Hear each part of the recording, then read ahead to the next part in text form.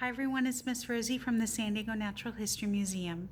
We're continuing Dinosaur Month here at Nature and Me Storytime with a really fun book today. This is called What the Dinosaurs Did Last Night, a very messy adventure. And it is photographed and written by Refe and Susan Tuma. Have you ever imagined that your toys could come alive at night?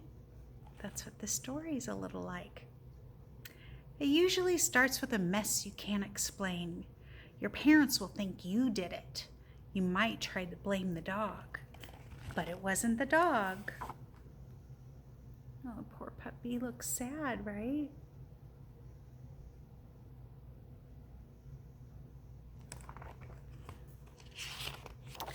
It was dinosaurs. Let's take a look at them up close.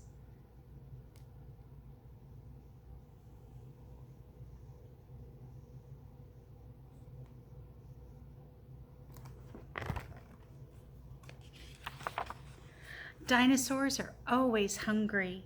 That means the kitchen is the first place they'll go.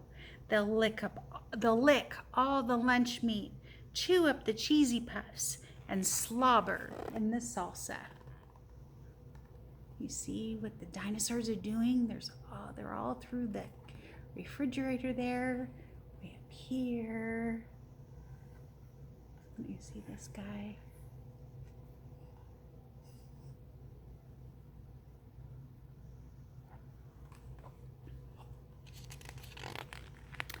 If the dinosaurs find your toys, they'll want to play.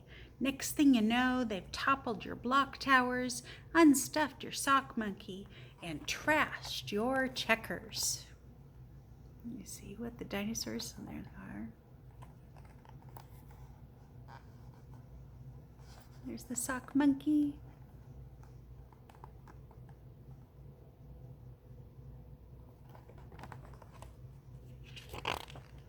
Your parents probably don't let you play in the bathroom, but dinosaurs aren't very good at following the rules.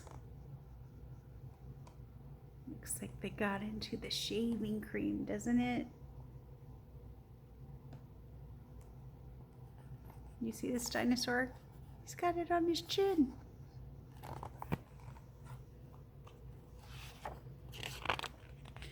The worst is when they get into your parents' stuff. Oh, the wires everywhere. They look like they're having fun though, huh? Nothing is safe with dinosaurs around.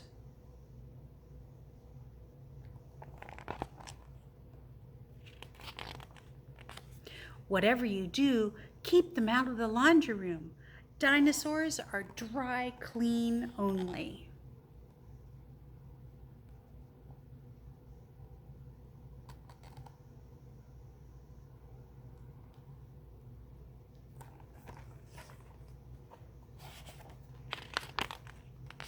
Dinosaurs get into the most trouble while you're asleep.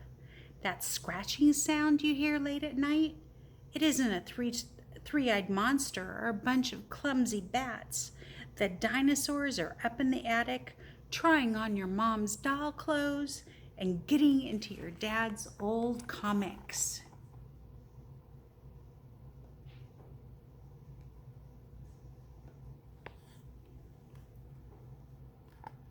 On the bike, this is my favorite part. Look at the wig.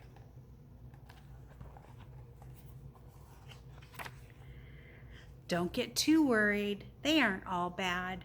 Most people don't know this, but some dinosaurs dabble in drawing or play Picasso with paint.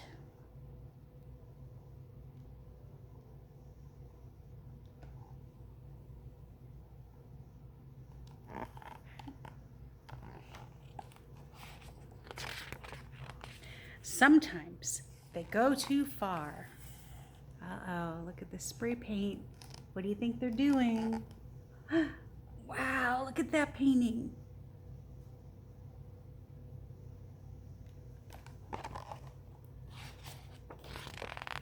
Pretty soon you'll probably try to stop them. Everybody does. Maybe you'll tie them up with a jump rope or lock them in a closet. When that doesn't work, you'll keep trying. Don't bother. Dinosaurs can get out of anything. So look, free food, totally safe. Look, do you see the food? And look up here, there's a dinosaur hanging. That one got into a few of the traps.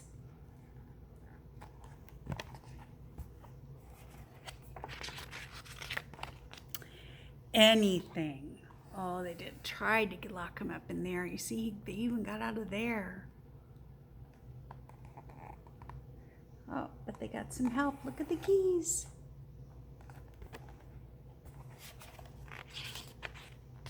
The dinosaurs will cause more and more trouble, and then until they finally make a mess so big and so messy, you won't even be able to believe it.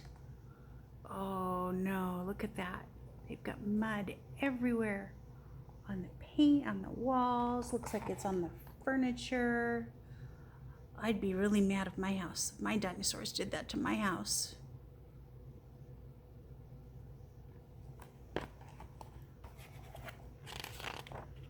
Then one day you'll wake up and your house will be clean. No broken dishes, no spilled milk, no marks on the walls. A few days will pass and then a few weeks. You'll wonder if the dinosaurs will ever come out again.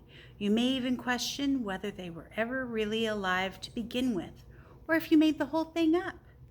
Don't be fooled. Can you see the dinosaurs hiding among the toys? Can you see them? There's 3 right there. Do you see that guy there? Right there.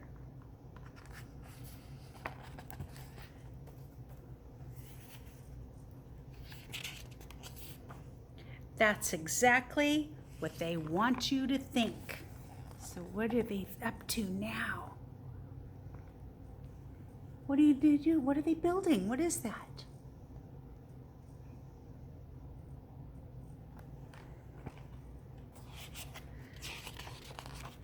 Yep, they built a rocket. Off they go. That was a fun kind of pretend story, wasn't it?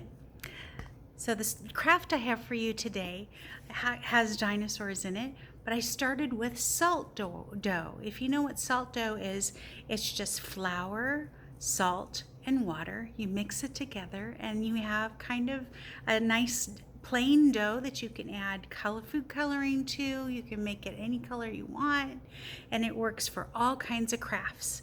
So I didn't color mine. Mine's plain. It's just I made a little dinosaur for you out of my salt dough.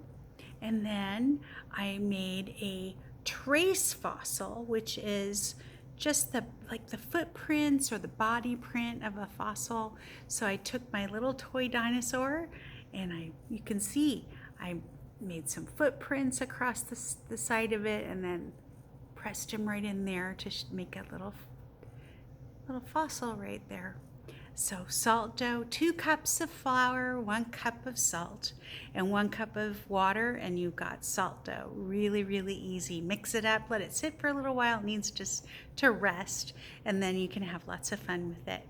I may paint mine afterward, or maybe use my markers and make it nice and colorful. Anyway, have a great week, everybody, and I'll see you next time.